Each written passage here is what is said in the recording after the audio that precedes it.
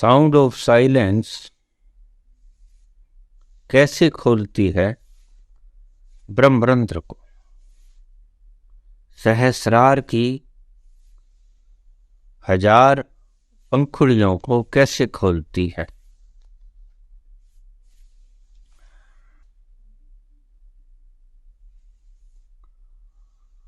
सहस्रार की आवाज,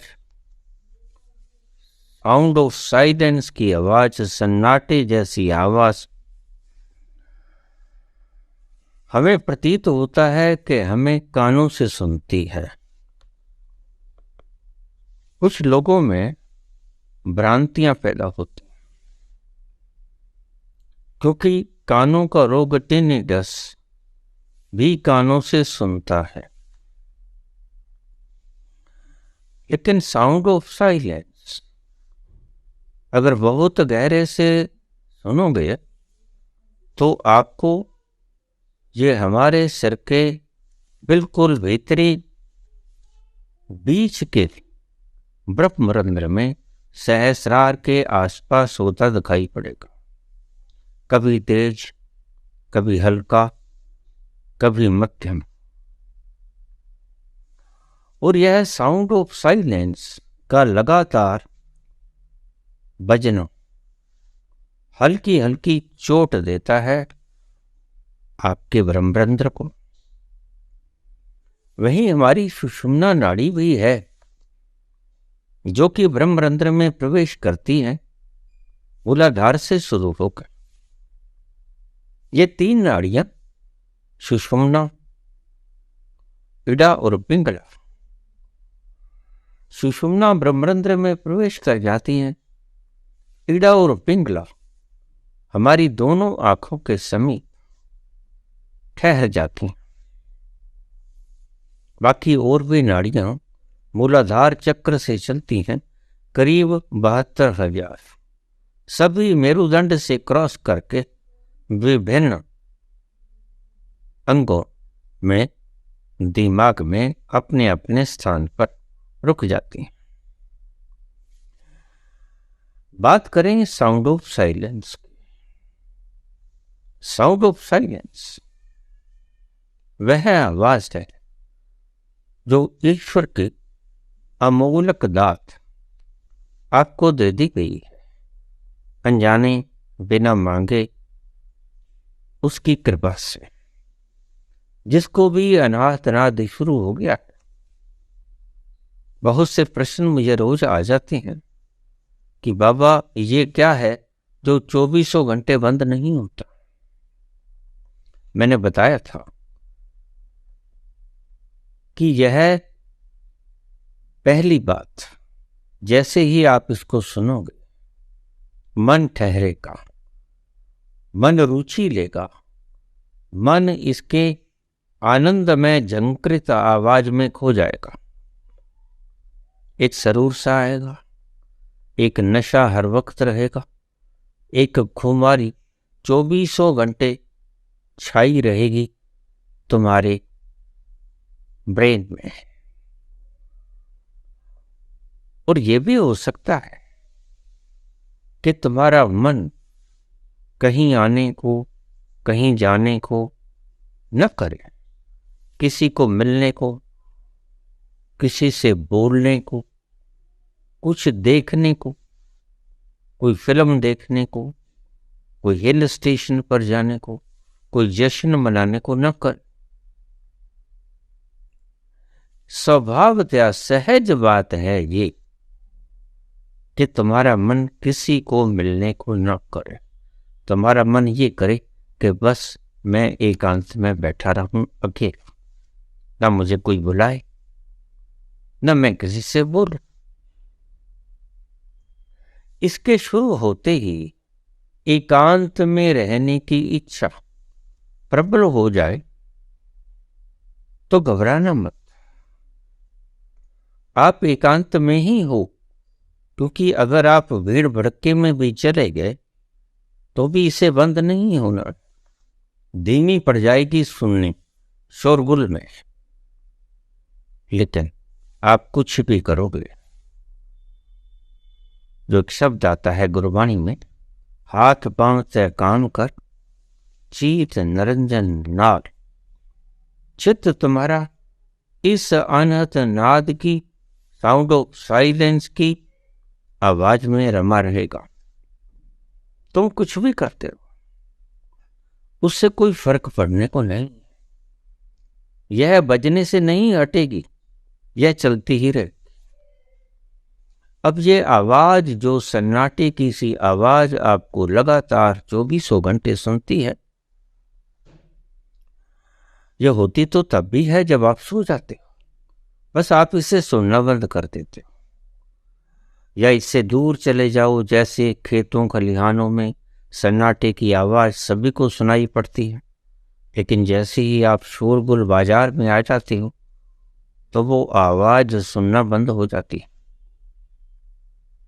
ऐसे ही ये आवाज, अनाहत नाद की आवाज, जैसे ही आप भीड़ भड़के में शोरगुल वाले स्थान में आ जाओगे तो सुनने में कमजोर पड़ जाएगी। लेकिन ये मत समझ लेना कि ये बंद हो गई, ये बंद नहीं होती है। लगातार यह साउंड स्ट्रक करती है भीतर ही भीतर। ये आपके भीतरीय जो ज्ञान इंद्रियां हैं, कर्णेंद्रिय, सूक्ष्म कर्णेंद्रिय से सुनी गई आवाज है। ये कानों में नहीं हो रही है, कानों की सूक्ष्म ज्ञानेंद्रिय से इसे सुना जाता है। हो तो रही है ये ब्रह्मरंध्र के आसपास। आप गौर से देखोगे तो पाओगे कि यह आवाज आपकी मस्तिष्क की खोपड़ी की करीब ब्रह्मरंध्र के पास के स्थान पर उद्गम क्षेत्र है इसका, वहां से लगातार हो रही है। और आपका मन, व्याकुल चित्त बड़ा शांत हो जाता है। मन में विचार उठने बंद हो जाते हैं, मन में विकार आने बंद हो जाते हैं। लेकिन होंगे ये धीरे धीरे, एकदम से नहीं होगा। अगर आप सोचें कि आज ही नाद शुरू हो गया, आज ही सारे विकार समाप्त हो जाएं, ऐसा नहीं होता है। यह मुफ्त का मनोरंजन है, यह मुफ्त का आपका आनंद है जो परमात्मा ने प्रसाद रूप में आपको सौंप दिया। और इस रस को पीकर मन ठहर जाता है। यही है कारण मन के ठहरने का, ज्यादा हिलजुल न करने का।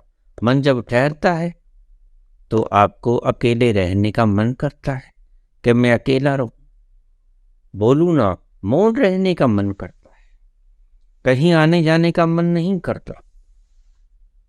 उस अवस्था में आप अपने सहज रोजमर्रा के काम कर सकते हैं।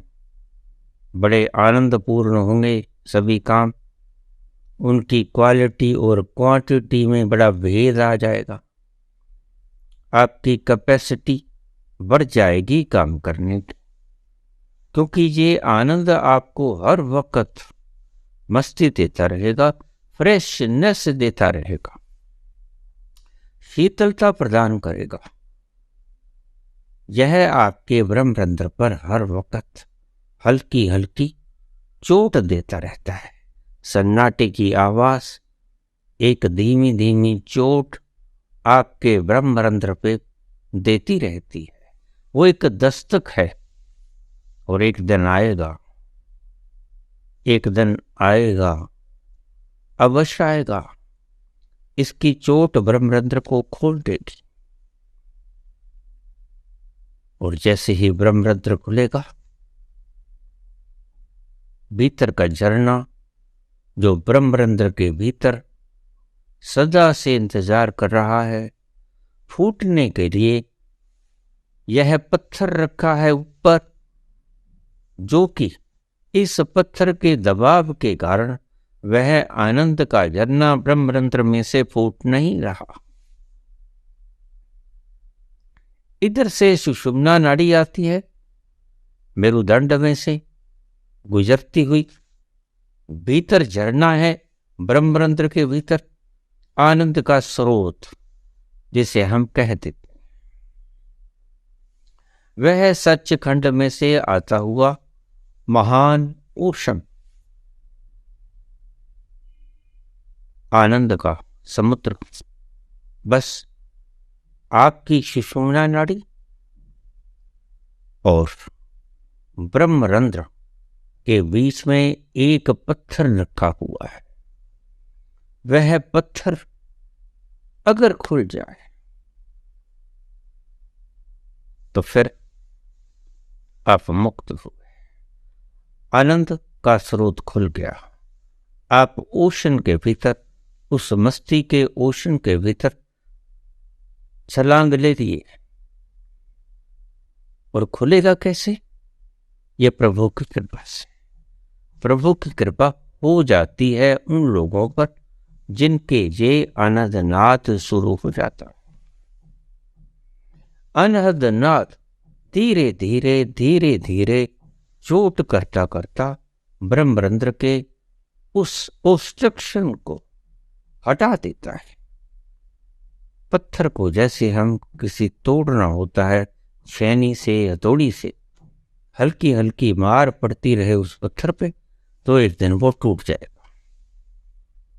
बस यही हल्की हल्की आवाज, साउंड ऑफ साइलेंस, जो ईश्वर ने आपको प्रदान कर दी है कृपा करके, यह लगातार बज रही है 24 घंटे उस पत्थर पर जो कि ऑब्स्ट्रक्शन बना हुआ है आपके और परमात्मा के झरने के बीच।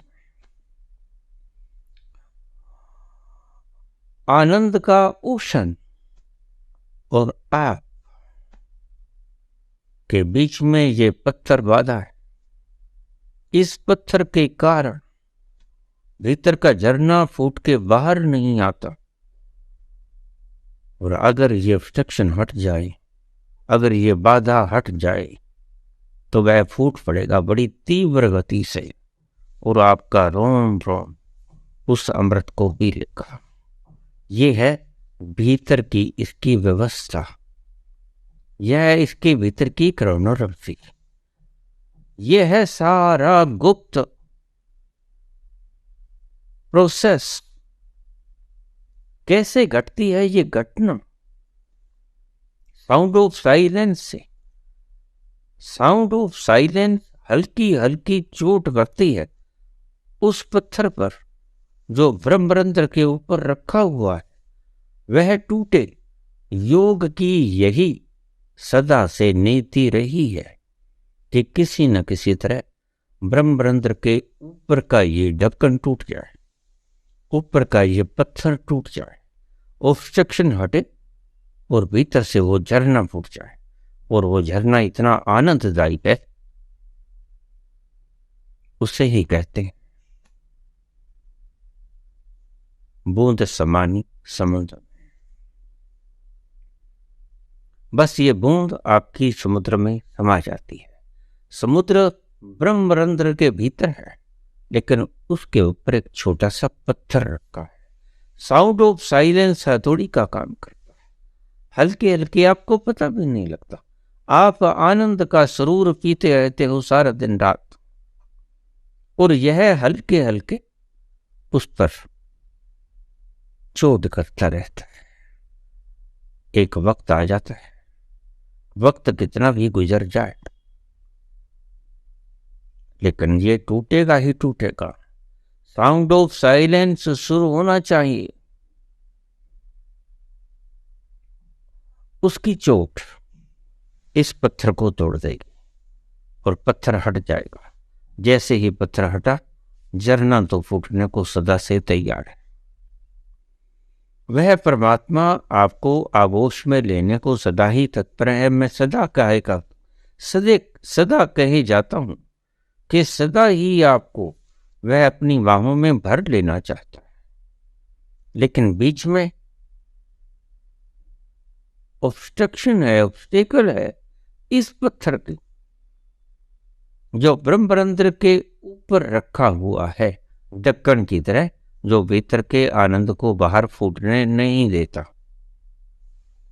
अगर साउंड ऑफ साइलेंस ईश्वर ने आपको एक दात की तरह दे दिया है,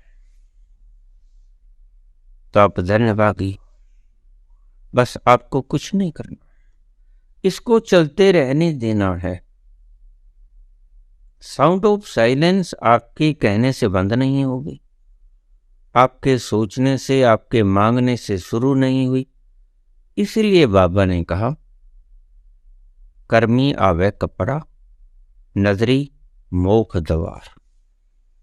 उसकी कृपा के बिना मोक्ष का द्वार नहीं खुलता। यह मोक्ष का द्वार है ब्रह्मरंध्र। ब्रह्मरंध्र के ऊपर वो स्टिकर की तरह पड़ा हुआ पत्थर आपको मिलने नहीं देता। उस आनंद के स्रोत के साथ, उस अमृत के खजाने में आपको डूबने नहीं देता। लेकिन ये साउंड ऑफ साइलेंस और कोई चीज वहां तक नहीं पहुंच सकती। आपके किए गए सारे गुंजाट फेल है। साउंड ऑफ साइलेंस एकमात्र काम करता है। 24 घंटे ये हल्की हल्की चोट, बिल्कुल हल्की हल्की सहज सहज चोट ऊपर पड़ती पड़ती एक दिन इस पत्थर को तोड़ देती है, गला देती है, हटा देती है। ऑब्स्ट्रक्शन हटी, बाधा हटी, झरना फूटा। और जैसे ही झरना फूटा, आपकी सुरती समा जाएगी उस ओशन में। शब्द और सुरती का मिलान हो जाएगा। सो जो लोग कहते हैं कि कानों से आवाज आती है, नहीं, कानों से आवाज नहीं आती। ये सूक्ष्म कर्ण इंद्रियों के द्वारा सुनी जाती है। यह साउंड ऑफ साइलेंस होती तो खोपड़ी के बीच के स्थान पर, जहां हमारा ब्रह्मरंध्र स्थित है, वहां से होती है। उद्गम स्रोत ये वहां है, क्योंकि ये चोट वहां पड़ती है। इसलिए हमें महसूस होती है, क्योंकि सुनी कर्णेंद्रिय के द्वारा जाती है। ये सूक्ष्म कर्णेंद्रिय, इसलिए यह अनहत नाद। जो लोग भ्रम रखते हैं कि ये टीनिटस है, नहीं, यह खोपड़ी के बीच में होता है, यह कानों के बीच में होता नहीं। कानों की सूक्ष्म ज्ञानेंद्रिय के द्वारा, श्रवण इंद्रिय के द्वारा मात्र सुना जाता है। इसीलिए भ्रम पैदा होता है कि यह कानों में हो रहा है। कानों में नहीं हो रहा है, हो तो रहा है ये ब्रह्मरंध्र के आसपास, सहस्रार के आसपास। लगता है आपको जैसे कानों में सुनता है, लगता है सर, क्योंकि वहां हमारी जो सूक्ष्म ज्ञानेंद्रिय कर्ण इंद्रिय है वह सुनती है। यह भ्रम पैदा हो जाता है। होती है ये खोपड़ी के बिल्कुल बीचों बीच।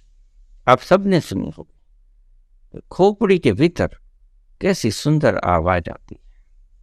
और ये आवाजें अगर न भी बदलें तो कोई चिंता मत करना, क्योंकि यह आवाज भी आपकी इच्छा से प्रकट नहीं हुई, यह उसकी कृपा से आई।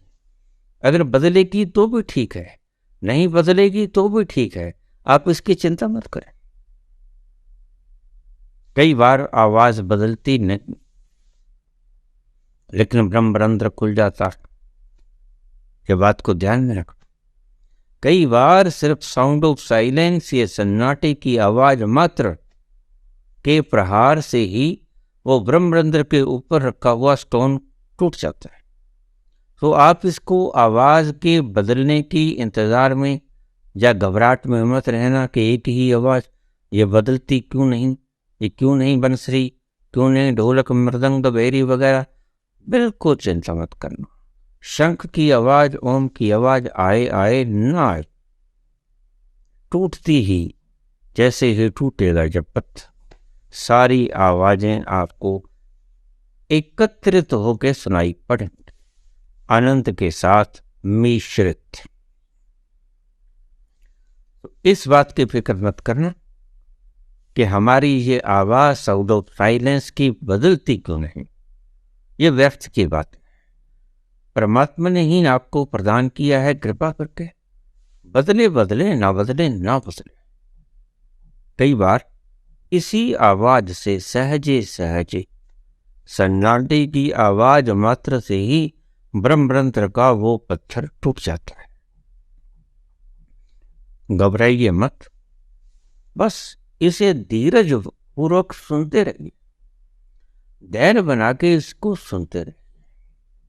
अपना कामकाज रोजमर्रा की जैसी भी आपकी व्यवस्था है वो करते रहिए और इस आवाज को सुनते रहिए।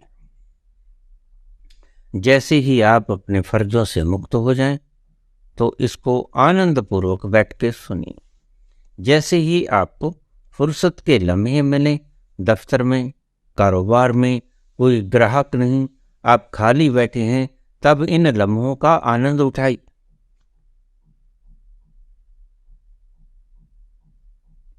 आप इस आवाज को सुनने में मग्न हो जाइए। अगर कोई दुकानदार हो, ग्राहक आए तो उसको डील करो। अगर आप किसी ऑफिस में हो तो कोई काम आए उसको डील करो। अगर फुर्सत का कोई क्षण मिल गया उस वक्त आप इसको सुनना शुरू कर दें। ये तो शुरू ही है, ये बंद नहीं होगा। आपके सोचने से बंद नहीं होगा, ये चलेगा, अंत तक चलेगा। जब तक आपके भीतर का ये पत्थर ब्रह्मरंध्र के ऊपर से तोड़ नहीं देता तब तक ये बंद होने को नहीं, चलता ही रहेगा, चलता ही रहेगा। आप सुनते ही रहना। एक दिन ऐसा आएगा, पत्थर हट जाएगा और आप आनंद से सराबोर